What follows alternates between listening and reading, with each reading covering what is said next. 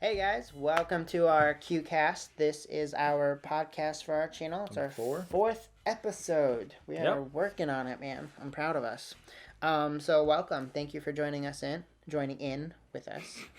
Blah, blah. Joining us in. So we're gonna just kind of talk about some things that we have had on our mind throughout the week. First off, our day was a little interesting. We got stranded at Walmart, in the parking lot of Walmart. My car died. Battery died. Turns out the battery is too rusted to get a good charge from being jumped. So we were able to get it jumped, but it took a little while and was not very good. Sucked. I had some Subway though, so I got to eat. I'm all right. So I thought maybe we would talk about like our favorite upcoming content. Like, is there anything that you're really excited to see coming out? No, there's always tons of movies I'm excited to see that are coming out. But in terms of like content online, I guess really just when it comes down to it, the subscribers, the people that I'm subscribed to, particular channels like Travel Feels, Peter McKinnon, Corridor Digital, Film Riot, stuff that they're doing, because I said this in our previous podcast, but seeing their work and people I relate to closely in YouTube really helps inspire me and what I do outside of YouTube and in my own personal filmmaking endeavors. So yeah, I'd probably say that's what I'm most excited for. TV shows, I know I'm trying to think of what Game of Thrones, that's not for a while. Game of Thrones season 8. Game of Thrones is the final season. Me. Yeah, that'll be pretty freaking exciting. There's a new movie coming out in April called it's called A Quiet Place. And it really has good. Emily Blunt and her husband from The Office. What's his name? You know who I'm talking about, right? I can't think of his name. I don't watch The Office. The worst at names. I can never remember anything. That looks really, really good for being a horror movie. It looks different and not the run-of-the-mill stuff. I saw a trailer recently for a movie called Truth or Dare, and it looks so fucking stupid. I haven't seen this trailer. Like, I was like, what are they going to do next? Simon Says, and they probably have already done a movie called Simon Says. What's going to be next? Freaking Bop It? Twister? Yeah, Twister. Like, if you fall on the mat, it sucks you in. To life and they start to suck you in. It's like you stick your foot on yellow and all of a sudden it goes through. Yeah. And it cuts you off. Hey, that'd be interesting. Yeah. Interestingly stupid. The original... Maybe it's like a spoof. Maybe it'd be interesting to see. Like, do you ever miss those spoof scary movies? Like, yeah. You know how like they had Epic Movie and then they had like... See, like... Do you ever miss any of those? Yeah, like stuff like that. Like, if the context is obviously in a joking manner, it may work. But when you see these concepts done in a way that seems very serious and you're supposed to care about like what's going on, it just doesn't... It makes me laugh. It really does. You'll have to show me the trailer for this because I haven't seen it. Yeah. But, cool. Maybe we can make that a reaction video or something. Oh, yeah. Okay. I've seen it, but you haven't. No, I haven't. And then Halloween, they're doing a new Halloween movie, too. I was talking to him about that earlier today.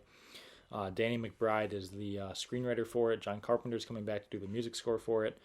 And it'll be a direct sequel to the original 1980s Halloween. But their version of it. Yeah, exactly. Yeah. So it's an alternate universe, as if the second movie never happened, and this would be their own continuation of the first film.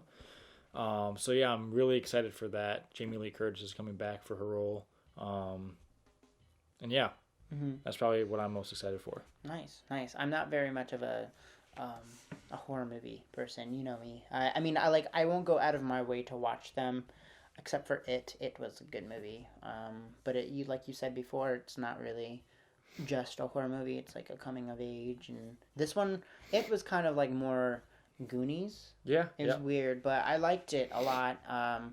However, I'm kind of a little wuss, so I don't like. I can handle it. I won't flinch, and I won't scream or anything like that. But I also at the same time like don't want to be alone watching a horror movie, and 9 times out of 10 I would be alone.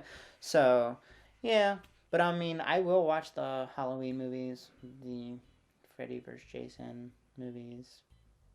My brother isn't like all about it. You would really like to talk to my brother. He's only 10, but you'd probably be He connects more about horror movies than you do. He really does. He like pretends he's fighting zombies in the hallway and everything. So it's just he plays Call of Duty. For the longest time he was like, he got the newest one for Christmas.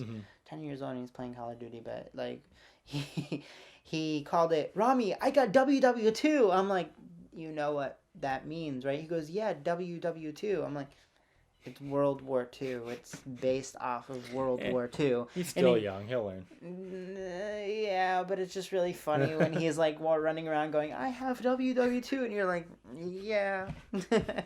As far as like anything upcoming, you kind of touched on, Game of Thrones is coming out. I'm so excited for that. Yep. I'm so excited to cosplay for that because I like to dress up, so I want to do like a few looks like that. I am excited for a lot of like Stranger Things 3 and 4 got renewed for 2 seasons. I'm excited for this show. It used to be a show. It just got canceled by Netflix. It's called Sense8. Okay. Oh, you talked about this to me. It's really good. It's so good that it cost about $1 million, or maybe that's not a reason why it's so good, but I was about to say. But it cost almost like $1 million or something per episode, which is probably why they canceled it, because the concept was just too expensive for a show. And the viewership it's kind of like it's like Firefly. It got a huge cult following. And because of that, they have come out and said, we'll do a finale movie. Cool. So I'm excited for that. And that is another show that I feel like you should watch. Yeah, I know. You've been telling me about it. I got to write that down so I don't forget, because I totally forgot about it. It's a magnificent, like, each character is beautifully written. The concept of it is very intricate, very something that you have to like pay attention to, but you'll really understand it once you give it a chance. And it's just, the concept is so cool. It's a cool concept. It's like, I've never seen anything like it, and I love it. I wish it were going on and on so I could be in it, but you do what you gotta do. That's the movie business. Other than that, I don't have anything off the top of my head right now. I know that I have a long list, but I can't really think of anything right now. But recently, I've watched The Punisher. Good show. Really, really good show. I was really impressed with it. Yeah. It's, at first you kind of like don't know how to take, what's his name? He played Shane. John Berthel. You don't know how to, or Bernthal, I think is actually how you say it. Yeah. Bernthal. You don't know how to like receive him as that character at first, because you're like, hey, it's Shane. And even though it's been so long. Yep. But he plays it so well. And that fucking story is just, it's good job, Netflix. My only thing is, I thought it could probably be 3 episodes shorter. Instead of 13, probably 10, because some of the episodes did drag. There was one episode in particular where they kind of tell things backwards. It takes place in the hotel, and they kind of show how this scene played out through multiple point of views. And it was cool, but I just kind of thought like that entire episode was really pointless, and they could have fit all that information into like 15 minutes and not had an entire hour episode out of that. But really, other than that, I thought it was a really, really well done show. The acting was great. The story was good. The payout was really good. You were satisfied by the end. I was a little confused why I didn't see that one character that's in the Jessica Jones show in the the nurse lady? Yeah. Yeah, yep. I was like, I wish I could have seen her in it. That would have been cool. But I mean, it's not make or break. Yeah. They had an actor in there. She was in True Blood. She was the girlfriend, basically. The one that was like a lawyer, I think. No, she was a reporter. Yeah, a reporter. She was in True Blood? Yeah, she was a vampire. I didn't know that. I love her. So awesome. Me too. Like, it's so awesome to see her in this, like, because her arc in True Blood is, this like southern little girl who's like a virgin and like never really done anything outside of what her parents allowed her to, and she's like of age to do whatever she wants, but she gets turned unwillingly to being a vampire. And in a world where you had a choice basically if you wanted to be or not. I mean, not always, but anyway, and then you get to see her arc grow into this like confident person, doing what she wants, a little bit of bad, a little bit of good, that kind of thing. And then it's awesome to see her in a completely different light. role. Yep. Yeah, so I kudos to her. She makes me really excited to see her in the future. It's always good when you can watch actors in one thing and see them in something else and not go, oh, look, they're just playing that character again. Yeah, and they can really be malleable. They understand a script. You can see she obviously knows a script. Yeah, and I liked the dynamic between her and the Punisher. But also the Punisher and his sidekick.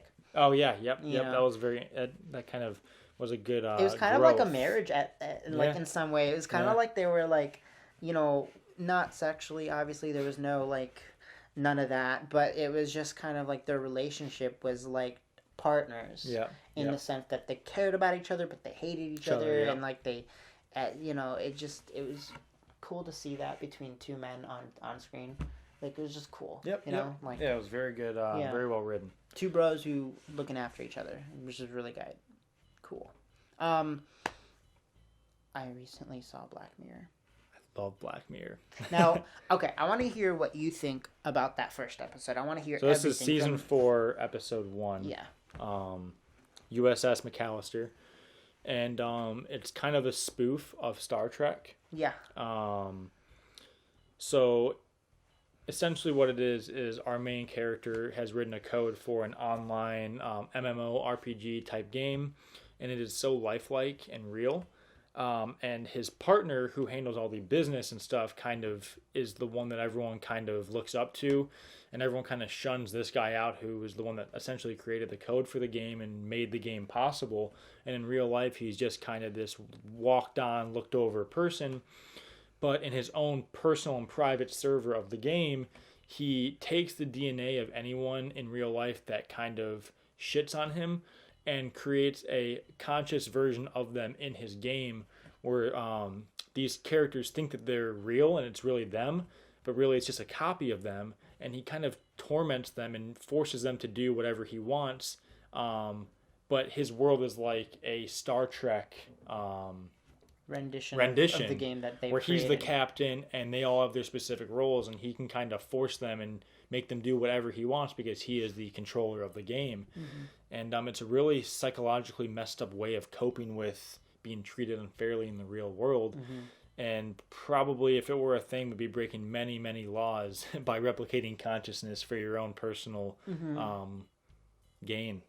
But I thought the story was just really, really unique in terms of like the character, and you could see why he was doing what he was doing, but it was still very wrong of him. And it was cool to see this group of people that were put in this situation, have them band together to overcome this thing that seems impossible to overcome. And yeah, I just really connected with the characters. I felt for all the characters. I could see their motivations, and just, everything just really worked for me in terms of just storytelling and theme and all of that. Cool. Yeah. What did you think about that, though, that he got left behind the way he did? I thought it ended how it should have ended. Yeah. He got what he deserved. Do you think that the other guy who sacrificed himself is also stuck there? No, I think that he ended his consciousness essentially. So he was possible for him to? It probably is possible, but I think, do you remember the only time that didn't they touch on that, where you can only kill yourself if the creator him did True, it? But going through the wormhole was supposed to technically essentially kill them, and since he was burning up as they were going through the wormhole, maybe that was enough for the wormhole to actually take him out, or else he would have just walked up on the ship with everyone else at the end if he was still, because he was stuck there with him. Since really, I mean, if you think about it, he was in the ship though, that they were all in, so that he right, but they don't show him with them, and that's why I think that he died. But I mean, do you think it's possible that he's actually left behind with him? Since really, he's kind of the reason why in the whole line of the story, he's the reason why a lot of this happened, because he treated him so shitty. I think in terms of open-endedness, it is possible, but I don't think that's what the intention of the writers had for the end of. I think he died.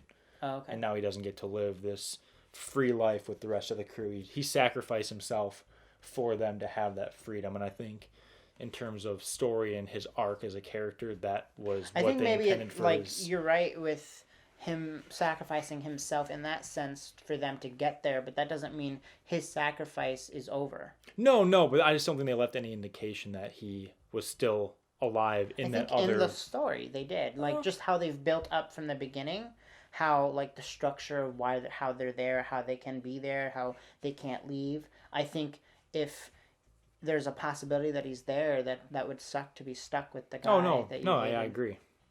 How did you feel about the main character? Because to me, it seemed like in one world, all of those characters were basically the antagonists, and he was the protagonist that you were rooting for. But in the other world, it was reversed. And how do you feel about somebody who created a world and technically they're not real?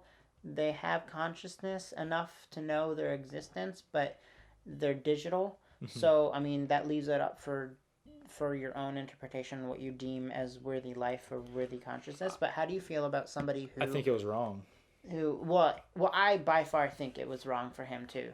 I think that it was wrong. After seeing that, I don't feel bad for him anymore. Yeah, and that's interesting that some people... I think when it comes down to it, you just need to stand up for yourself in the real world, and if you can't do that, and you have to do this more messed up route of having the pleasures you need from the real world in this fake world, that to me is just showing that you're a weak person in general. Mm-hmm.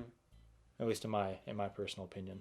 I think he really easily could stand up for himself. He coded the game. He is this company. He could just as easily walk out with all of that code that I'm sure But at the end, you do know that the guy, when he was saying, I mean, yeah, he ended it with, yeah, but you threw my kid out of an airlock, so that negates everything I just said. But he even admits that he was the issue, that he prevented him from having any say or respect in the company. So, I mean, to kind of look at it that way, I think it's... I agree. He sent him in that spiral. I feel like it's obvious that what he did is wrong, and I don't deny that. I don't deny that it's not invalid for you to think that he deserves whatever he got to him. I don't think that's invalid either. I'm just saying that, like, I would be remiss to think that at some point I did feel bad for him, and I do still feel bad for him because, like, now he's stuck to reflect on himself and thinking, wow, I really am a shitty person. I shouldn't have done this. Mm-hmm. But in the end, it was all because the real world treated him so shitty, and none of them were willing to admit it. They were all, like, these characters in his world don't know what their real person is like. What those people, like that black lady that was got turned into a monster. Yep. She's the reason why the other girl is there. Yep. In real life. And, like, also, she blackmails herself. Yep. She blackmails herself.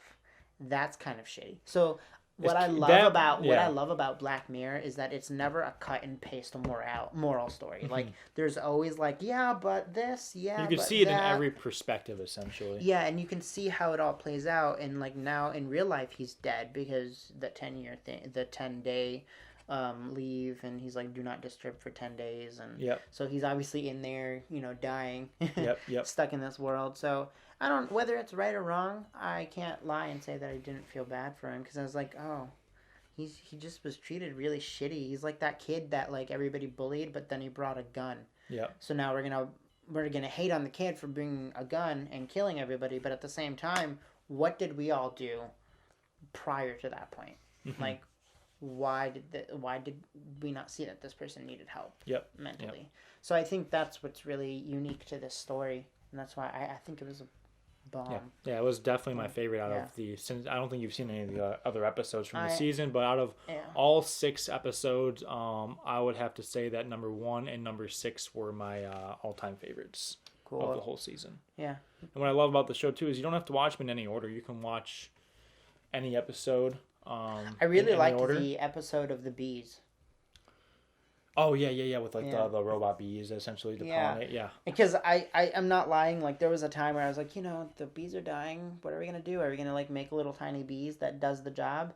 And, like, then I see this episode, I'm like, holy shit, I'm a genius. But it doesn't work out the way that people think it's going to. No, that's what I like about Black Mirror, is like it shows how this technology is possibly helpful and really cool at the beginning, but then it always becomes something darker and more sinister. And I think that kind of has a lot to say for technology in real life. There's a lot of great things about it, but then for every great thing, there's some shitty things that go along. But it's also good to see the worst that it could do. Exactly. Because now we can look at the stuff that we're creating, and we could preemptively think of the worst and be because a lot of the things in Black Mirror, I feel like, are things that are probable in the real world. Yeah. Things that are. I mean, it's so easy for somebody to hack. Not too far fetched. So easy for somebody to hack those and have them burrow into you and find a very important part of your, like, that's fucking painful. Yep. And to have, like, these little tiny made of metal objects burrowing into your brain doesn't sound very pleasant. That doesn't sound pleasant. I think that wraps up our podcast for today. Yeah. What do you think? Yeah, so thanks for coming in, for joining us and coming in. And if you guys have seen any Black Mirror episodes, leave some comments down below. Let us know what your thoughts are on the episodes and the ones that we talked about in today's podcast. Yeah. Maybe any shows you guys are looking forward to, or movies or anything in that kind of... We are creating a Twitter account soon, so please go ahead to in the link below.